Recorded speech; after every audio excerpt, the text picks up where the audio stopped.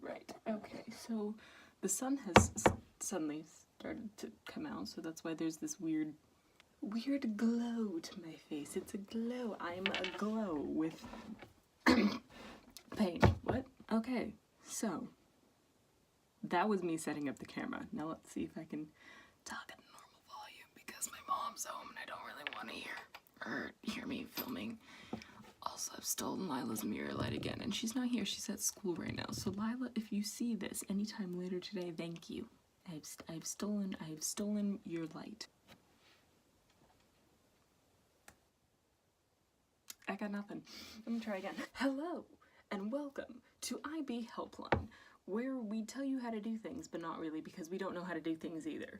So, this week, I will be going over exam pro tips, and let me see if I can do this in the right way. Exam pro tips.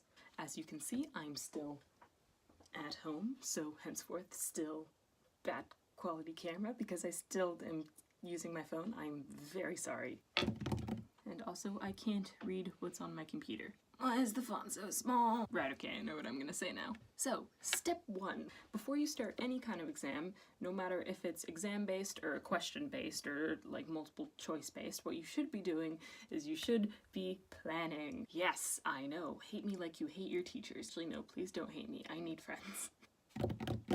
Right, so if you have an essay-based exam, what you need to be doing is you need to be setting aside 15 to 20 minutes for planning, and you should have already done a mock exam with this, so you should know roughly about how much time you need to plan. My advice would be if you spent 15 minutes planning in the mock exam, spend 20 minutes planning in the real exam, because in the real exam all of a sudden everything's more stressful, so your thoughts tend to get away from you, so spend that little bit of extra time in the real exam making sure that your essay is going to be up to scratch. For a non-essay based exam, what you need to do is you should probably flip through the entire paper. Like for biology, yeah, so you flip through, you get kind of a feel for how many longer questions there are, how many shorter questions, and kind of know in your mind what you should be answering first and where you should spend the majority of your time to make sure that you get as much done as possible. So for essay-based exams, I can't actually give you much help with this because you should have done a lot of mocks on this maybe in your own time if you feel comfortable. Time yourself in exam conditions because that can really help in the actual exam. It'll help you be a lot less stressed. After you're done planning, write out your essay as quickly as you can so that you don't run out of time, because you should.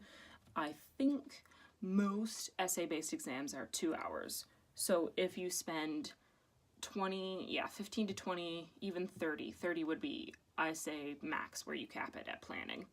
Make your plan as detailed as possible so that your thoughts flow while you're writing your exam and that you don't have to stop and think for 10 minutes, because where you're thinking should be where you're planning. You shouldn't stop in the middle of your essay and go, oh, I wonder what my next paragraph should be. You should already have written that out already, because honestly, if you do that in the middle of the exam, you're going to lose time, and then you're going to panic at the end, which means you're going to lose marks. So planning should be your stop and think stage. You shouldn't be stopping and thinking in the middle of writing the actual essay. That won't end well, trust me. Make sure, though, while you're going through that you include any quotes. If you're going to include any quotes, make sure you write them out in your plan.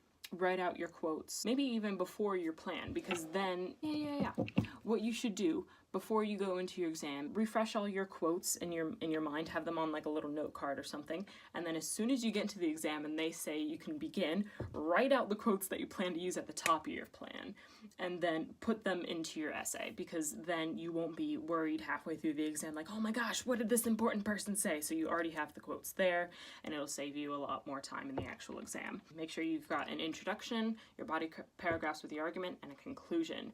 If the person who's monitoring the exam says 5 to 10 minutes left, you need to stop what you're writing right there and probably work on your conclusion. If they say 10 minutes, you have maybe, I'd give yourself 2 to 3 minutes to finish up your train of thought, finish up your final paragraph, and then go on to your conclusion, because your conclusion shouldn't take that much time. Should just be 4 to 5 sentences off the top of your head. This is why this all wraps up together in a nice neat little bow. It shouldn't be like nerve-wracking to write out the conclusion. Conclusion will take a lot less time than the rest of your essay, so write that out last and write it out quickly. You don't need to allocate much time to your conclusion. Instead, put more time into your body paragraphs, because that's where you'll be getting a lot of your marks. So after you flip through your non-essay based exam, what you should do is you should go through again and look for the questions that you know the best. So the ones that you can look at and think, off the top of my head, I know how to answer this 6-mark question right now and I can get all the marks on it. Then, at least if you run out of time at the end, you'll have already answered the questions that you know the best, so you have more chances to get more marks. If you come across a question that you don't know anything about, skip it and come back to it later. Come back to it when you have time to think it over, because you never know how long some other question's going to take in the future. So it's best to do the questions that you know the best first, so that you're kind of optimizing how many marks you can get, and then go back and think of the ones, I can get some marks on this, or I can get partial credit, and then go do those, and then do the ones that are like, I have no idea what this is, because you never know. If you've seen it once at the beginning and you're like, I don't know what this is, and you go into a different question that you do know, the question that you don't know, it might come back to you during the exam, because our brains are weird that way, and I don't know why they do that. I can't read any of this on my computer, it's so small. Okay. Before your exam, make sure that you have all of your materials. I would say bring at least 3 black pens. I speak from experience because I went to my music exam with my trusty black pen that I had, and it broke. No, literally, like I was clicking it and it wasn't clicking. So I put that one into my bag, got out my second black pen, and that one fell apart. And it's a good thing that I had another black pen that did finish me through the exam, because I did not have time to stop and try to fix my pen in the middle of the exam. So my advice is bring at least 3 black pens, because if you get the cheap ones like I did, then they're gonna fall apart in the middle of your exam and you're going to be screwed. So bring at least 3 black pens. Other things to bring, materials specific to your subject. So like if you're doing math, bring your calculator. Do not forget your calculator. Also a ruler. Rulers are very helpful. I personally brought a pencil because, I don't know, having one makes me feel better. But you know, if you can't use the pencils anyway in the exam, I just put it in the bag because it made it look like I had more stuff with me.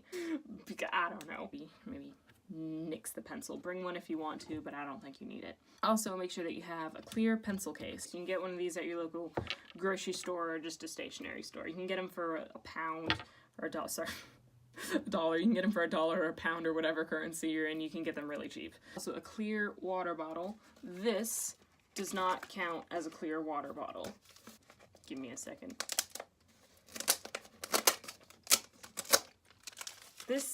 Get off. This does count as a clear water bottle, because as you can see, I'm not hiding anything on the wrapper. I don't know. They don't like the little things. So you can get yourself one of these and just take off the wrapper, and then you can just refill it. I got this one at where did I get this? It's just water. You can get it anywhere.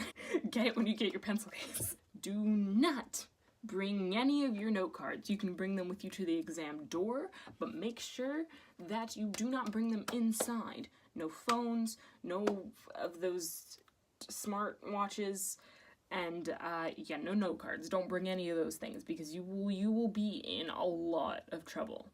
This is just common sense. Don't bring anything that might get you disqualified from the exam, because IB exams are really strict on those kinds of things. During the exam, what you should be doing is you should be focusing on yourself. Don't focus on the other people. They're all working at their own pace, and they could either be doing it really right or they could be doing it really wrong, and you don't know who's doing it right and who's doing it wrong, so just do you. Just ignore all the people flipping over their pages and turning their things, or sitting at their desks all lonesome, because you never know if they finished early. It could be because they have no idea what they're doing. So it just depends. So don't follow anybody else. Do your own thing. If you start to feel panicked during the thing, take a drink from your water. Take a drink from your water thing here. Take a deep breath. If you don't remember the question right away, that's okay. Calm down. If you don't remember it right away, go on to a different question, come back to it later. It's okay, you've got time. Probably. You have time, don't worry. Even essay-based exams have multiple questions that you can answer, and if you lose your train of thought, then you should go back to your plan. So it's okay. Just, you have time, you know this, you just need to collect your thoughts. Don't panic. It is gonna be okay. After your exam's finished, yay! You're done! Give yourself a pat on the back and go relax something. Get yourself a snack, get some food, fill up your water bottle. Yeah, go fill up your water bottle. Don't talk to your friends about the exam because that will stress you out. I don't know if this is everyone, but just me talking about the exam stresses me out because I'm like, oh my gosh, they got a different answer than me. So it's one of those things. I would say don't go back and check your answers in your notes because then you'll start to, if you look and see that you got it wrong, you'll start to feel down about yourself and that'll impact your mental well-being for your next exam. So as soon as you finish the exam, put it out of your mind. It's done. You're good. Move on to your next one. You have time to relax, but you shouldn't relax too much because it's an exam week. It's not like an exam day or an exam hour. I think my exams took place over the course of 2 to 3 weeks. So during those entire 2 weeks, you gotta be on top of it. You can relax, but you can't relax too much, if that makes sense. Because you can't let your brain turn off, otherwise all the knowledge that you've learned over the past 2 years will just go whoop, and that is not what you want the day before the exam. So keep it up, you're almost there, you got this, you can do this. Yeah, you've worked 2 years and you've just done the exam. I know all the subjects have multiple exams, so like, if you've just done paper 1, okay, you're not done with biology or history yet, but you are done with one of the exams. Congratulations, you finished an IB exam, and that is not an easy feat. Now go do another one. I'm so sorry. But seriously, you've just finished a major exam. So don't dwell on it too much, dwell on it later after all of them are finished. But it's gonna be okay. Chances are, if you've stayed on top of your work, and you've studied really hard, you've gone and taken notes, you've revised, you did your best in the exam, then that's fine. You've done the best you can do. Don't worry about it. And if your best is a 5 and someone else's best is a 7, don't feel bad about yourself because it's okay. The IB is really hard. That's why it's so known internationally, because it's really hard. You're not doing an easy feat here, so just be proud no matter what your grades are. You might not be the smartest person in the room, but you know what? You all did the IB, so that's something you can brag about. It doesn't matter what your grades are. You've gone and done this amazing thing. Be proud of yourself. Give yourself a pat on the back and cut yourself some slack if you didn't do it as well as you thought you would. It's okay. So, kind of just as a last thing, good luck everyone for taking your exams. I'm sure you're all very nervous, but you know what? It's okay. You can be nervous about this. It's 2 years of knowledge in one exam. But you know what? You're going to be okay. It's almost done. You've got this. You can do this. Other optimistic, encouraging things that I'm not very good at because I'm not an optimist. But yeah, good luck everyone. I have been Keely of IB Helpline, and you have been the IB students that are almost not IB students anymore. So, yeah. To everyone watching this, seriously, good luck with your exams. I hope you guys do well. We'll see you again next week with something else from Luis. Yeah. Thanks for watching. Good luck, guys.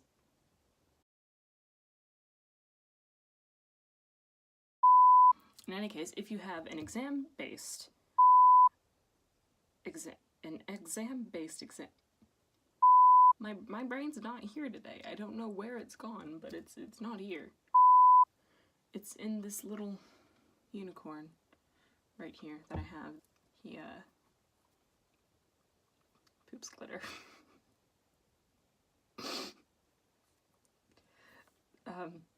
Your teachers are going to go over all this with you. This is just going to be a little list that I thought you needed.